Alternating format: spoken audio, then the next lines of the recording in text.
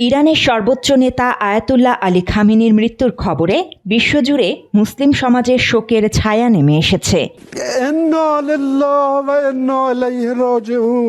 দীর্ঘ 4 দশকেরও বেশি সময় ধরে ইরানের রাজনীতি, ধর্মীয় নেতৃত্ব ও আঞ্চলিক কৌশলের কেন্দ্রবিন্দুতে ছিলেন তিনি।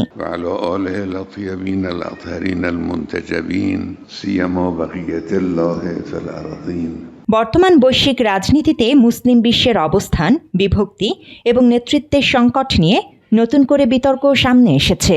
ইরান ইস্যুতে মার্কিনীদের পক্ষে অবস্থান নিয়েছে সৌদি আরব। মধ্যপ্রাচ্যের অন্য দেশগুলো ইরানের পাশে নেই। এই পরিস্থিতিতে আলোচনায় এসেছে প্রখ্যাত আলেম দেলোয়ার হোসাইন সাঈদীর একটি পুরনো বক্তব্য।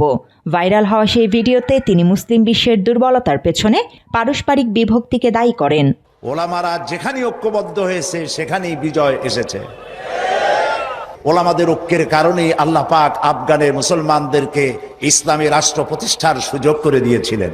আবার যে পতন ঘটলো, তাও মুজাহিদ আলেমদের মধ্যে যখন তাফরিকার সৃষ্টি হলো, ইখতিলাফ তৈরি হলো, একে অপরকে সন্দেহ করলো, দেখতে পারলো না, ভালো লাগলো না, সালাম কালাম করলো না, আবার কপাল পুড়লো, আবার বুশ এসে এদের হুশ নষ্ট করলো। মাত্র 30% টাকায় জমির মালিক হয়ে নতুন বাংলাদেশের গড়ে তোলার স্বপ্ন দেখা বাংলা বসতি। ওই মাহফিলে সাঈদী ইরানের নেতৃত্বের প্রসঙ্গ টেনে বলেন, ইসলামী প্রজাতন্ত্র প্রতিষ্ঠার পর যুক্তরাষ্ট্রের কঠোর হুঁশিয়ারির মুখেও ইরানের নেতৃত্ব আপোষ করেনি। ওই সময় খামেনির প্রশংসা করেন সাঈদী। আয়াতুল্লাহ খামেনির একটি কথা আমার মনে পড়ে, কি সাহস তার! ইমান আকীদা যাই থাকুক, আকীদার প্রশ্নে আমরা আপোষ করব না, কিন্তু এই কথাটা তো বলতেই পারি। যখন আমেরিকা তাকে বলেছিল যে আমার দূতাবাস থেকে যে 56 জনকে গ্রেফতার করা হয়েছে আমেরিকান, এদেরকে ছেড়ে দাও, তা না হলে তোমার খাদ্য রসদ আমেরিকা থেকে যত সাহায্য যায় সব বন্ধ করে দেওয়া হবে। আয়াতুল্লাহ খামেনি জবাব দিয়েছিলেন আমেরিকান প্রেসিডেন্টকে, তুমি কারে খাবারের ভয় দেখাও?